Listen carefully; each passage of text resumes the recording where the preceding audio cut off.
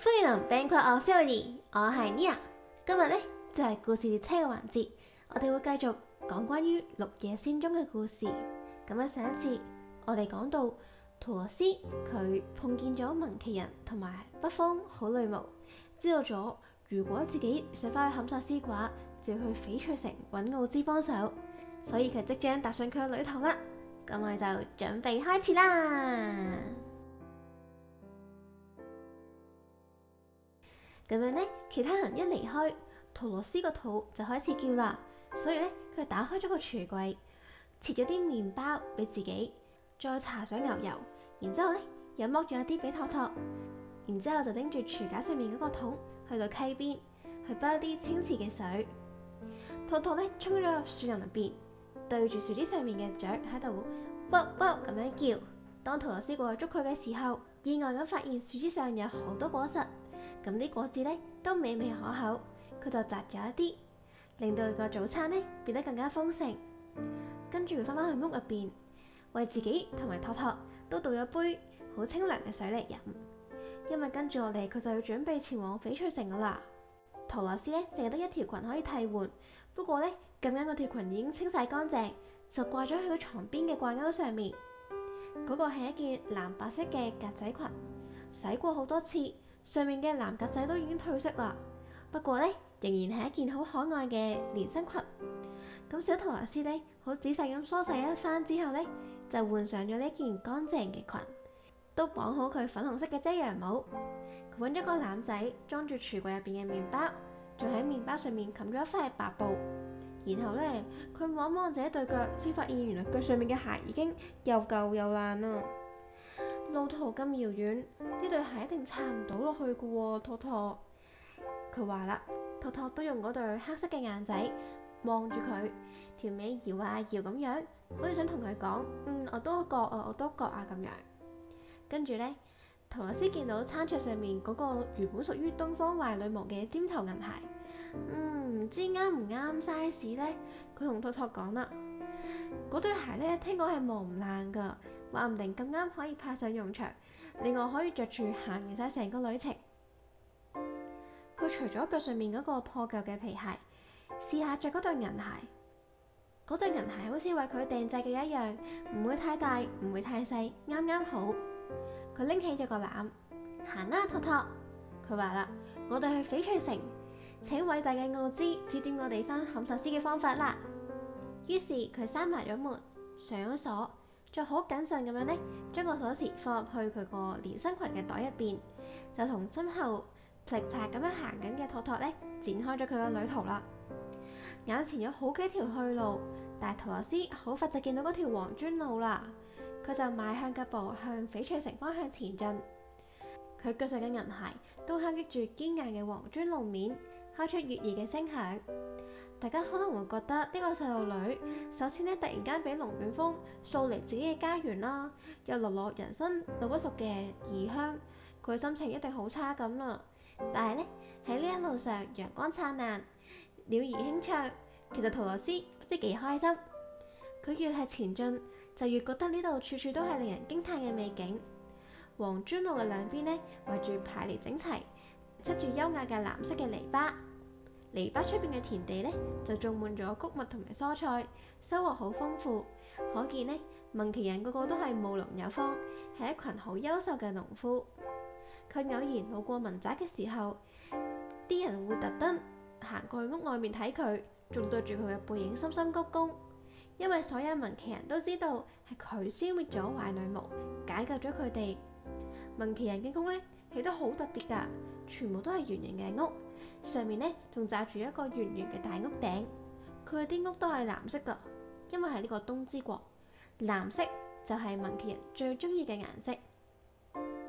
喺向晚嘅時分，行過漫漫長路嘅桃羅斯呢，已經好攰啦，佢就諗啦，我應該去邊度借宿過夜呢？就走到一棟比先前經過嘅民房都更加寬敞氣派嘅豪宅。見到豪宅前面嘅綠色草坪上面，有一群男女好熱情咁樣跳緊舞。5個呢生得唔係好高嘅小提琴手呢，好努力咁樣拉奏，而其他人呢，唔係歡笑就係唱歌。呢呢班人身邊擺咗張大台，台上面都係可口嘅水果、堅果、派、蛋糕，仲有好多令人覺得垂涎三尺嘅美食。佢哋好親切咁樣招呼托羅斯，仲邀請佢共進晚餐，共度呢個夜晚。豪宅主人呢，喺東之國都算係數一數二嘅富豪。佢今日同埋朋友齊聚一堂，歡慶終於擺脫咗壞女巫嘅魔掌，得到咗自由。豪宅嘅主人波哥呢，親自接待托羅斯，令佢呢食咗餐好飽嘅晚餐。小女孩食完飯之後呢，就挨喺張凳上面欣賞大家嘅舞姿。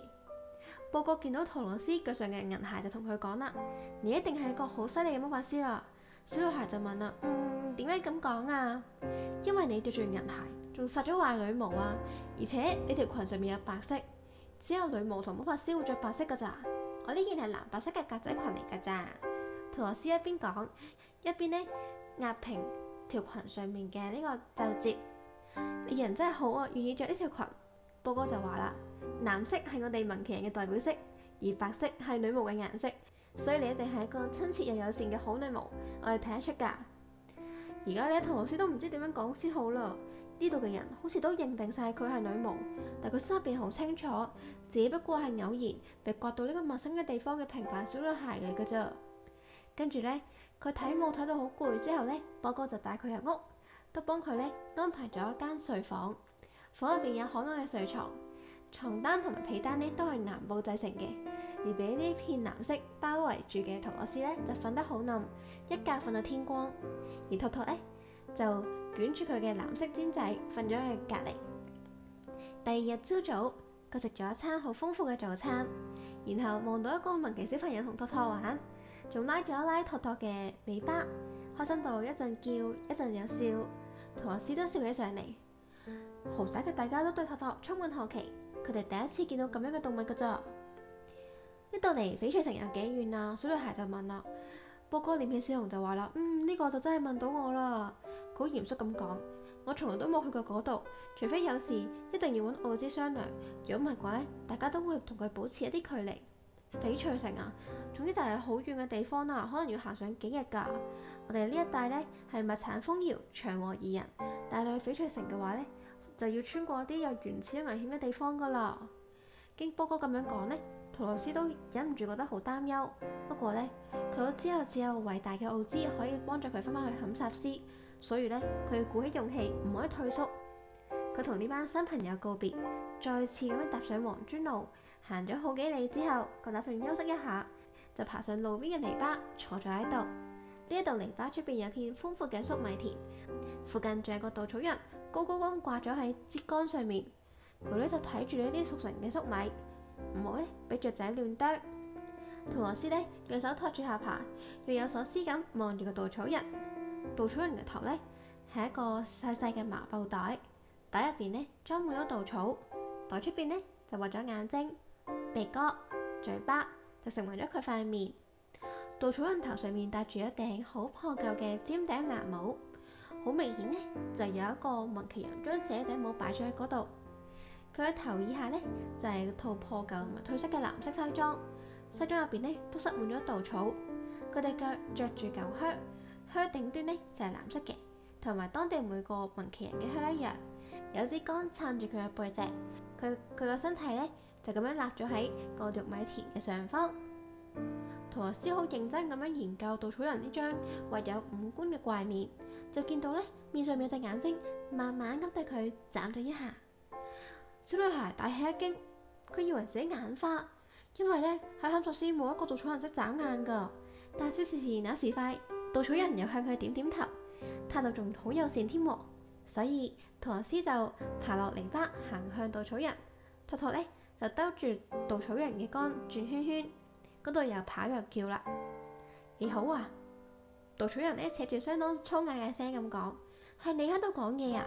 小女孩好驚奇咁問：冇錯啊，你好嘛？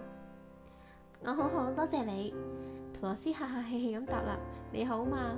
唔係太好啦。稻草人微微一笑，為咗嚇走嗰啲烏鴉，我沒日沒夜咁樣要守住呢一片田，真係太無聊啦。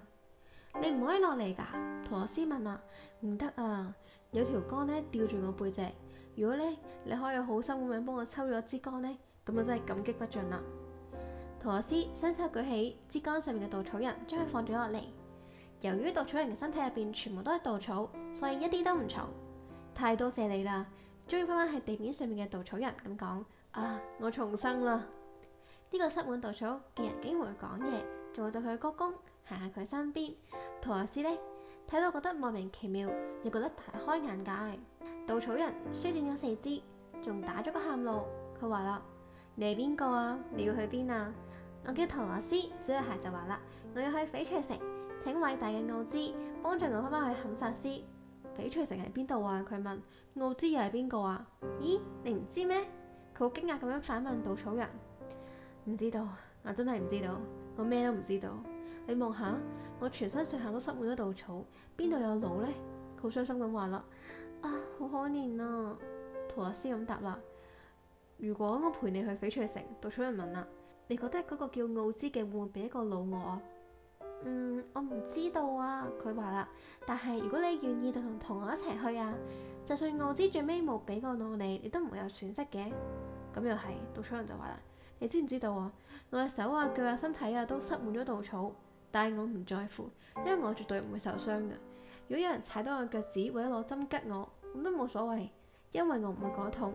但係佢將自己嘅秘密同圖羅斯講啦，我唔要其他人叫我傻仔。再講啦，我個頭一直都塞住稻草，又唔係好似你咁裝住一個腦。我呢一世要點樣獲得知識、明白道理呢？我明啊，圖羅斯就話啦，佢打從心底因為佢覺得難過。如果你同我一齊去嘅話，我會請奧茲盡力幫你噶。多謝你。稻草人感激咁話啦。佢哋翻返去路邊，圖羅斯幫稻草人翻過籬笆，然之後同佢一齊踏上通往翡翠城嘅黃磚路。對於呢位新加入嘅朋友，托托呢一開始就好唔開心，佢喺稻草人身邊聞嚟聞去。好似咧要懷疑人哋稻草入邊收埋成竇老鼠咁樣，仲時不時咧對稻草人發出咧充滿挑釁嘅咆哮。唔好理托托。圖羅斯同呢位新朋友講啦，佢唔會咬人噶。哦，我唔驚啊。稻草人就答啦，稻草係唔會痛噶。請務必俾我幫你拎個籃，唔緊要嘅，反正我都唔會舉。我哋同你講啦。佢邊行邊講啦，呢個世界上我淨係怕一樣嘢噶咋。乜嘢啊？圖羅斯問啦，係製作你嘅文奇農夫啊？唔係，稻草人答啦，我淨係怕點着嘅火柴嘅咋。就係咁樣，圖羅斯踏上咗佢嘅旅途，離開咗文奇人嘅招待，遇上咗稻草人。咁跟住落嚟，佢會遇上邊個呢？咁我哋就下次再講啦。